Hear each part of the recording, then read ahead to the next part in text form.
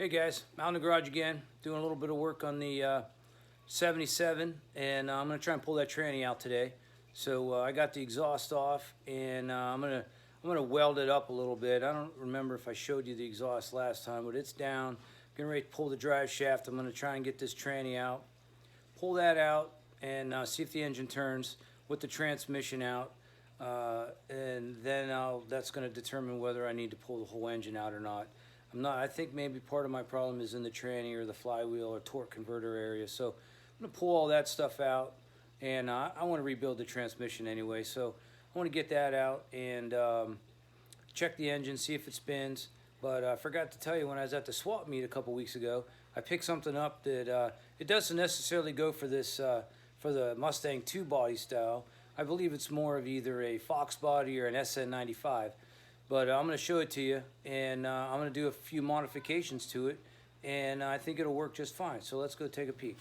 So as soon as you look at it, most of you probably already know what this is. It's just basically it's a like a cross-member engine support for the front side to side of your fenders and then back to the firewall. So a lot of cars put this across the front, and as you may know, a lot of the 78 Mustangs, see this piece right here? That's pretty much what this was made for. There's a piece that goes from right here, and it goes over and connects onto the firewall, and it runs both sides. It's just 2 bars, 2 tubes, and that's basically just for some extra stabilizing support. So so I picked up, I do have these bars, I have them, but I thought it might be kind of cool. I seen this, it was at the swap meet, it was 20 bucks. So I said, all right, let's grab it. So basically with a little bit of, I'll lay this on here, just a little bit of tweaking. Sorry, I'm trying to do it with one hand. So this is basically going to go right here in the middle, right up there on the firewall. And you can see it's not 100%. It's got a little extra piece here, and it needs straightened. But this actually almost lines right up with the bolt hole on here. So I think I hit the torches, heat that up, flatten it out a little bit, and cut this off. Do a little bit of tweaking, cut some of this mess off that I don't need. Maybe I'll cut a little piece of angle and put right here just for this. Once I get rid of all this, that'll mount on here. And you can see this side, it's got two mount brackets. It pretty much almost fits right away. Heat that up, flatten that down. I think that'll be perfect. The only problem I'm seeing is this bar runs right across near the air or the carburetor, so no air cleaner is going to fit on here. So I think what I'm going to do is I have a pipe bender, which is what I use to bend all my roll bars. So I'm going to stick this bar here in the pipe bender, and I'm just going to give it a nice little bend right out here like this. So it's going to come right out, have a nice little bend right across here, and go right back. That way the air cleaner fits on here. The bar is going to come right across here. It's not going to be in the way of anything, and I think that'll be kind of cool. And I'm going to paint that blue just like I painted the roll bars. So it actually doesn't look too bad in there for not being for this car. Like I said, a little bit of fab, and those actually almost line up with the holes that were there already. So a little bit of work there. It's going to fit perfectly. So, because normally, like I said, this thing just had these bars right here that went straight across. So now I'm just kind of adding a cross brace. So can't hurt. So that's what I'm going to do for that. All right, here's the exhaust. It's all out. And as you can see, obviously it comes off the headers. And I bought this X-pipe kit from Summit. So basically it came with these 2 bends, the X, and then these 2 bends. And that's pretty much it. I think it was like 90 bucks. Really isn't that bad. So these, and then as you can see, I just had them on there with regular exhaust clamps. And then these are just a couple turbo mufflers.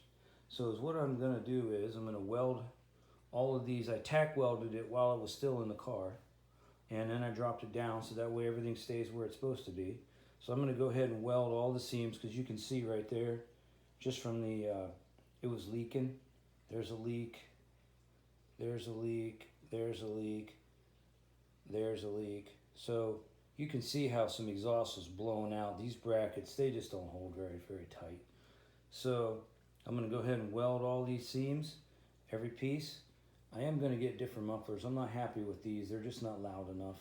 They're supposed to be turbo, but they're not very loud. They're pretty quiet. So I might even just pull them off and just put 2 pieces of straight pipe in there and not have mufflers at all. So we'll see how that goes. But I just had the turn downs. It comes out and it goes down right before the rear drive shaft. I'm sorry, the rear end.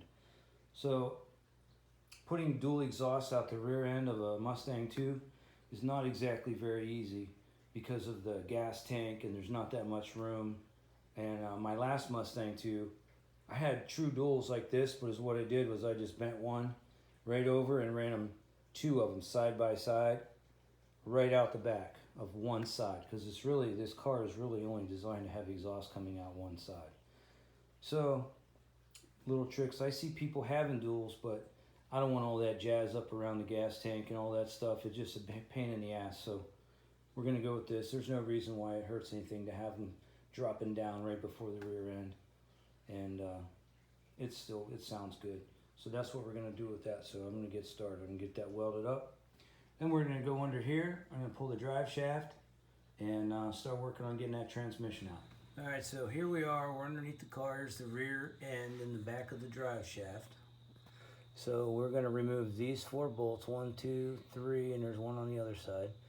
And the top ones I'm going to have to spin. So what I'm going to do is take these 2 off, put the car in neutral, spin the tires, and then this part will come to the bottom. And we'll pull this drive shaft, and you can push it forward and pull it out of the yoke. Push it forward, and then once we push it forward, we'll drop it down, pull it right out. And I got the oil pan there, so usually when we pull the drive shaft out, there'll be some fluids coming down. Turn this camera. All right, guys, there you can see drive shaft is out. There's the rear end, empty. All right, so the drive shaft is out, and so we got to pull the cross member here off. I have to take the linkage for the shifter off, which is pretty simple. That comes right off. The problem I'm running into right now is with these headers here, they really take up a lot of room. For the automatic transmission lines running here, getting up into there with these headers. I got 1 bolt I got to take loose for the starter, and it's almost out, but the headers seem to be in the way. So I'm going to go ahead and drop the car down and get these headers loose from the motor, and maybe they'll just slide over a little bit. I got this much room right here, so I'm going to loosen the header, slide it out, and obviously this header's got the 1 tube that runs in the front. That's in my way for the starter, so I'm going to pull that out, loosen these up, push these to the side, and see if I can get the rest of the transmission on. We got to get these headers out. The headers are definitely in the way for me getting this transmission out, because I got to get these bolts back here, and then there's some at the bottom, and then getting that last bolt of the starter, the headers are in the way. So basically what I did was I took the headers off. They're all loose, and you can see they're not even connected right here, and the front bar is out. And these headers are out, they're loose, they're apart, so all these headers, this side's off. Now this side's all one piece, it doesn't have a separate pull or a separate bar, or pipe I guess you'd say, a separate pipe, so that's all one piece.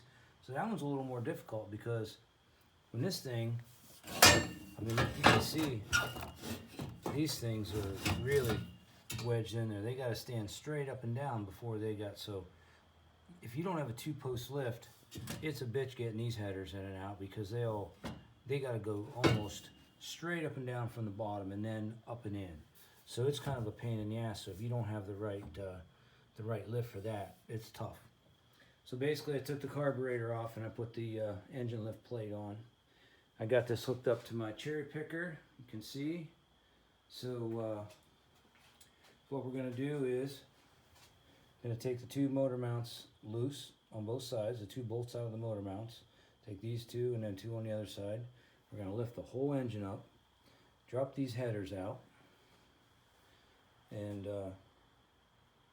well, what we'll do is we'll lift the engine up and we'll lift the car up on the lift. So we'll kind of have to do it both at the same time. Lift the car up a little bit and lift this up kind of along together with it. So actually what I might even do is I may just lift the car up to where I need it to be. I'll disconnect this for now.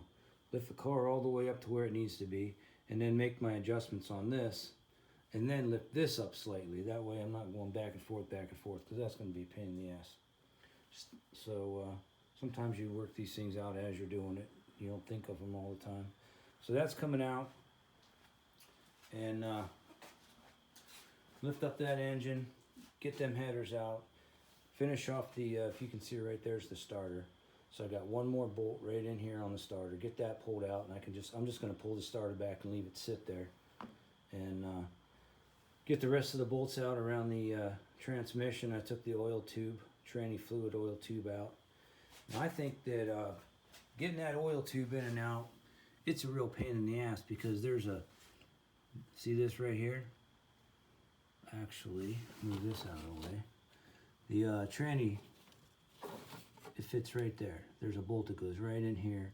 And then the tranny tube, which is sitting right here. The tranny tube goes down in there. You see that tube? And that's where that bolt goes, right in there.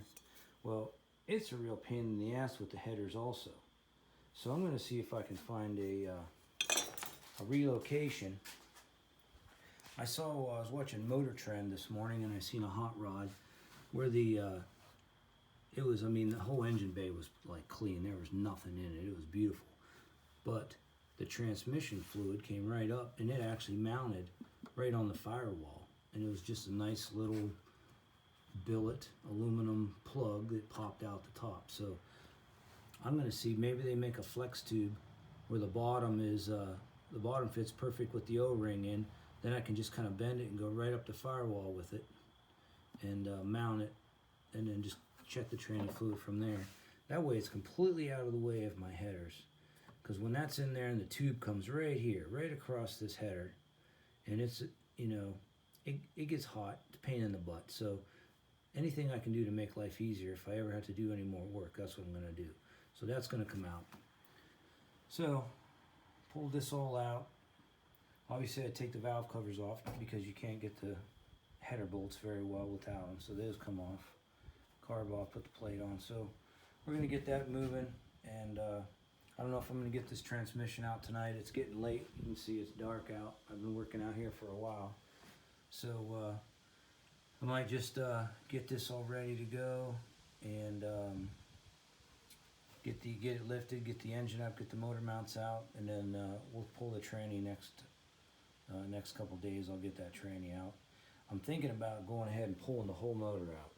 Get the tranny out, and I don't know, has anybody ever pulled the motor and tranny out of one of these together? It's pretty tight, especially with this crossbar here, with the cross member here. I mean, obviously I'll take, this will all come out and the radiator come out, but that's quite an angle to get that in and out of, so I don't know. But I may just pull the whole engine out. That way I can finish up getting this bay. I'd like to get it cleaned up.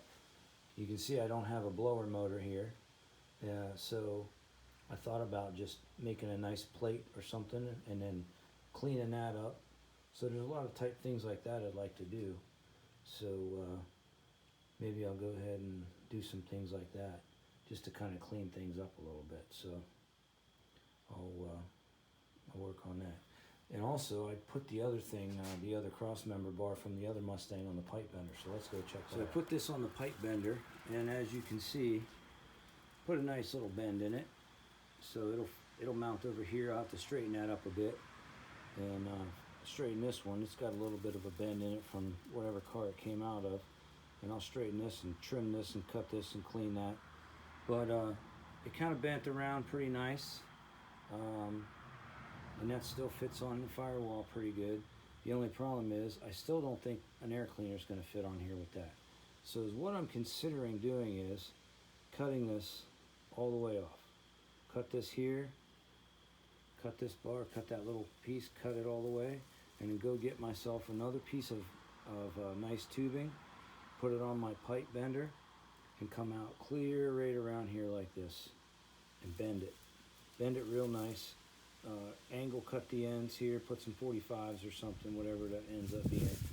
Kind of come right across here, and that way a nice air cleaner will fit. This will go right across. I'll weld this real nice, put this piece, another piece just like this back in, get it all sandblasted, we'll paint it, it'll look real nice. So I might go ahead and do that. That'll look pretty cool. So, all right guys, so basically I did what I told you I was going to do. I got everything ready to go.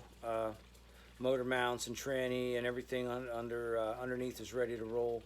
I'm ready to pull the tranny, so just a matter of lifting up the put the car up on the lift, jacking the motor up a little bit, you know, getting out ready to go. So that's going to be the next time, and maybe I'll do a little more work on that cross member on the 78. So I kind of do a little bit back and forth, back and forth. It looks like PRI is canceled now in Indianapolis. So PRI is canceled. They obviously canceled SEMA. So it looks like there'll be no traveling to any of these places this year. So plenty of time, and it looks like got all winter now. There's no big rush. In my work, obviously I've told you guys before, my business is in the automotive industry, so I've been super busy. And by the time I get home at night, sometimes I just don't feel like working on these. So I usually do it on the weekends, and we've been camping every weekend. So taking advantage of some of this nice weather we got left in the end of September, October. I'm going to be camping through October. So it's nice to just get away on the weekends after a long week. So I'll keep trying to get these videos out as quick as I can. And we're doing, you know, we'll just keep working on that 77 and pull the tranny. I might just, like I said, I might just pull that engine out, get that whole engine bay cleaned up, and take things out that don't need to be there, and make that look real nice, and get a good paint in there again. So we'll do that. I appreciate you guys watching. Tell everybody you know. Maybe we'll get some more videos going a little sooner, but for now, every week or two is about all I can get. So I appreciate you. I'll see you later.